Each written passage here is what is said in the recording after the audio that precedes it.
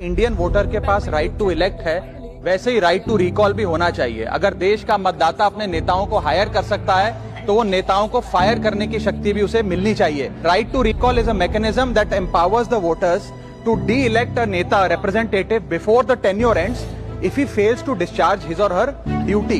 Sir, हम MP MLA चुनते हैं, उसके बाद अगर वो काम ना करे, अपने वादे भूल जाए, जनता से दूर हो जाए, तो 5 साल तक इंतजार करने के अलावा जनता के पास कोई ताकत नहीं है।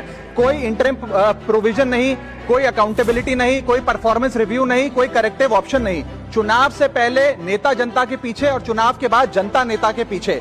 और सर, 5 साल is too long a period in this day and age. अगर एक गलत फैसला गलत नेता को चुनने का लिया तो लाखों लोगों का भविष्य अंधकार में जाता है और पूरा क्षेत्र पीछे जाता है। Let me clarify that right to recall is not a weapon against politicians, it is an insurance policy for democracy.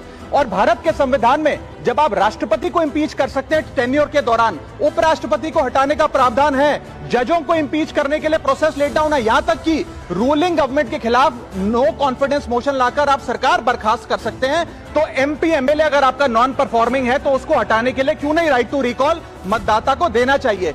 दुनिया की 24 से ज्यादा डेमोक्रेसीज में राइट टू रिकॉल का मैकेनिज्म लागू है, जिसमें यूएस, कनाडा, स्विट्जरलैंड जैसे देश है। मैं आपको उदाहरण देता हूं सर, कैलिफोर्निया में गवर्नर क्रिस डेविस नाम के नेता 2002 में चुने गए।